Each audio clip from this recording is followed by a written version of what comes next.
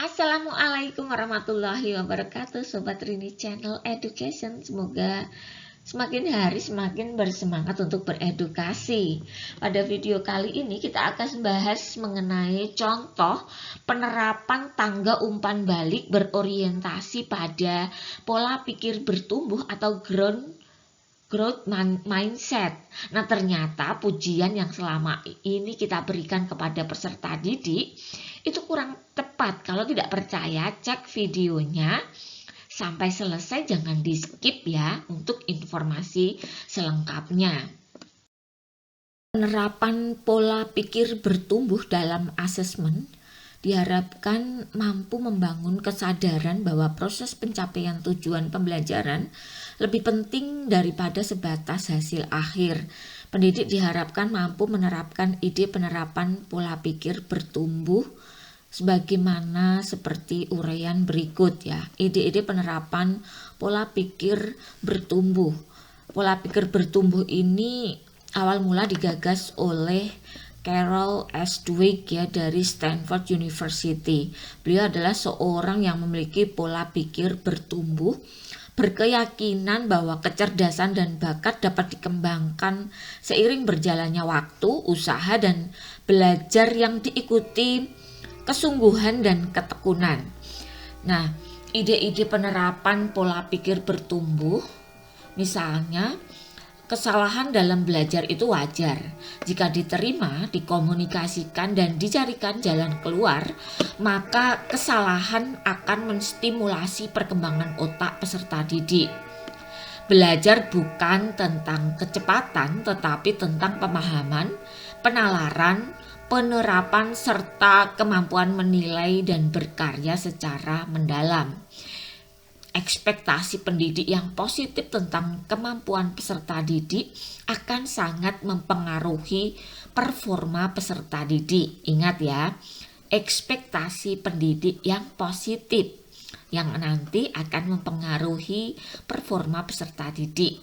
Setiap peserta didik itu unik, memiliki peta jalan belajar yang berbeda dan tidak perlu dibandingkan dengan teman-temannya.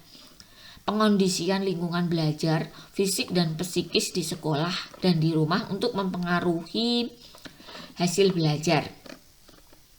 Melatih dan membiasakan peserta didik untuk melakukan asesmen diri atau self-assessment, asesmen antar teman atau peer assessment, refleksi diri dan pemberian umpan balik antar teman atau peer feedback. Apresiasi pesan umpan balik yang tepat berpengaruh pada motivasi belajar peserta didik. Pemberian umpan balik dilakukan dengan mendeskripsikan usaha terbaik untuk menstimulasi pola pikir bertumbuh, memotivasi peserta didik dan membangun kesadaran pemangku kepentingan untuk bahwa proses pencapaian tujuan pembelajaran lebih diutamakan dibandingkan hasil akhir. Nanti kita akan buktikan bahwa apa yang kita lakukan selama ini dalam memuji peserta didik ternyata kurang tepat ya. Misalnya kita gunakan salah satu acuan dalam memberikan umpan balik ya, menggunakan tangga umpan balik atau ladder of feedback seperti di bawah ini. Jadi ketika kita melakukan pujian, kita sebaiknya melalui tahapan-tahapan ini ya. Yang pertama adalah klarifikasi atau mengajukan pertanyaan klarifikasi, kemudian menilai ya, memberi komentar atas kekuatan yang dilihat, perhatian, memberikan komentar jika ada hal yang kurang sesuai atau kurang lengkap dan menjadi bahan perhatian, saran ya, berikan saran untuk pengembangan dan baru mengapresiasi, yaitu pujian atas usaha yang dilakukan. Jadi pujian adalah karena usaha yang sudah dilakukan. Padahal selama ini ketika kita memuji, kita hanya memuji dengan wah bagus, jempol, keren dan seterusnya, tanpa melihat ini ya, ada proses klarifikasi, nilai, perhatian, saran ataupun apresiasi.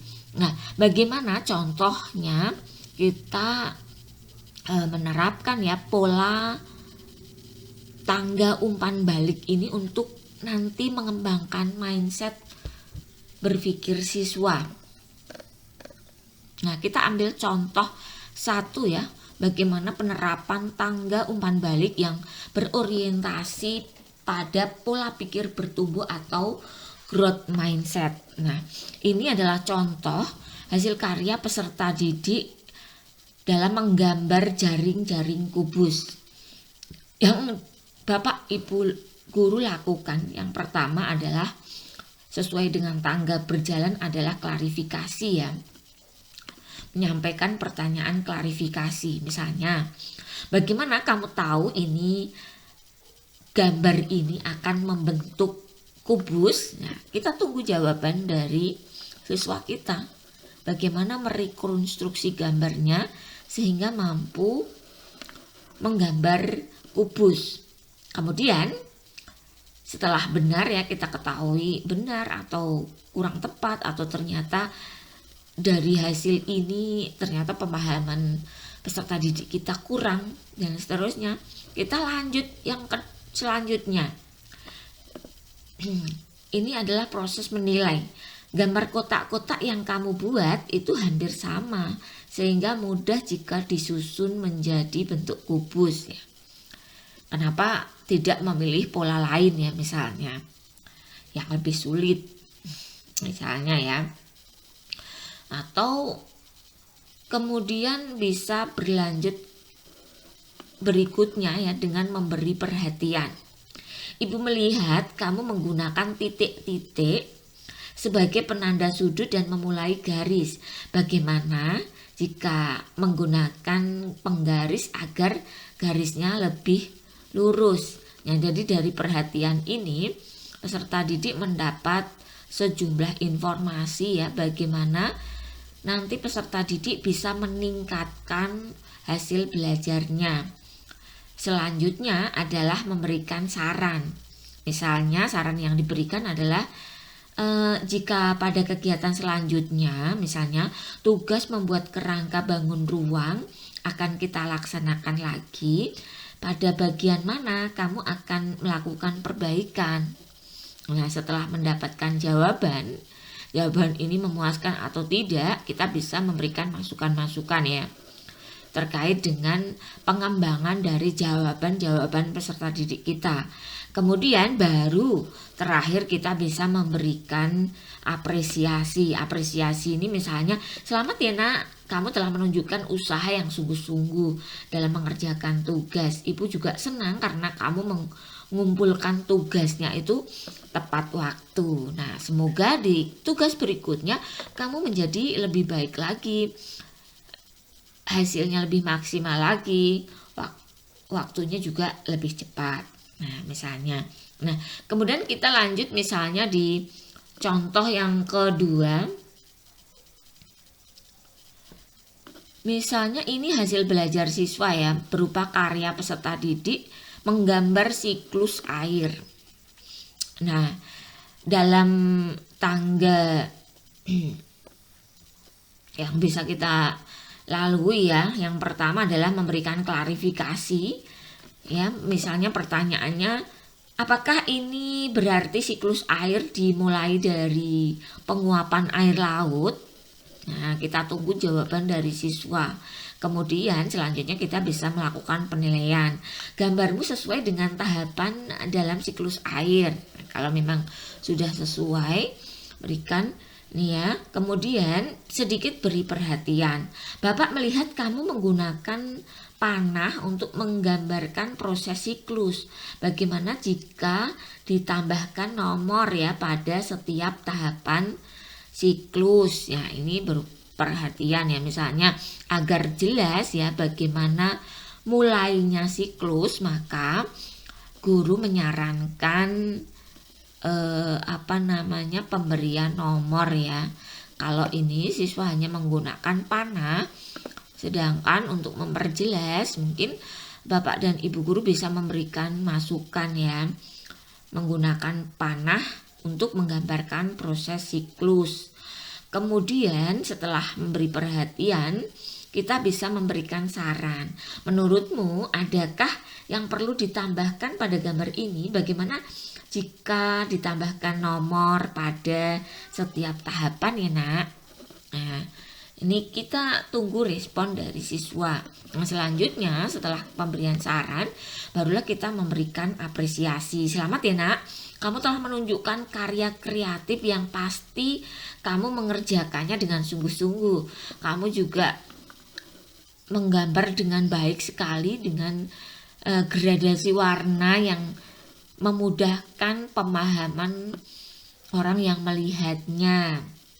Nah, mungkin seperti itu Bapak dan Ibu, contoh penerapan tangga umpan balik yang berorientasi pada pola pikir bertumbuh atau growth mindset. Jadi setelah Bapak Ibu berikan seperti ini, saya yakin pada tugas-tugas berikutnya peserta didik akan lebih bersemangat untuk meningkatkan growth mindsetnya ya, meningkatkan pola pikirnya.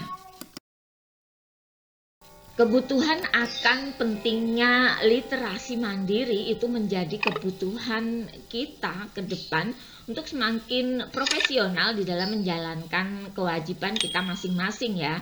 Baik dari guru, dari siswa, dari orang tua, masyarakat pada umumnya dituntut untuk menjadi profil pembelajar sepanjang hayat. Karena pada hakikatnya selama kita hidup maka kita perlu terus untuk belajar. Setiap peristiwa, setiap kejadian itu adalah proses pembelajaran. Nah, simak terus video-video dari Rini Channel Education. Jangan lupa dukung Rini Channel Education dengan cara mensubscribe bagi yang belum subscribe ya. Agar Rini Channel Education semakin hari semakin bersemangat untuk memunculkan video-video baru yang tentunya menarik untuk kita simak bersama ya. Juga nilai edukasinya semakin kita rasakan ya. Semangat berbagi, semangat belajar, semangat berbagi. Demikian ya, terima kasih untuk selalu setia menonton Rini Channel Education ya. Assalamualaikum warahmatullahi wabarakatuh.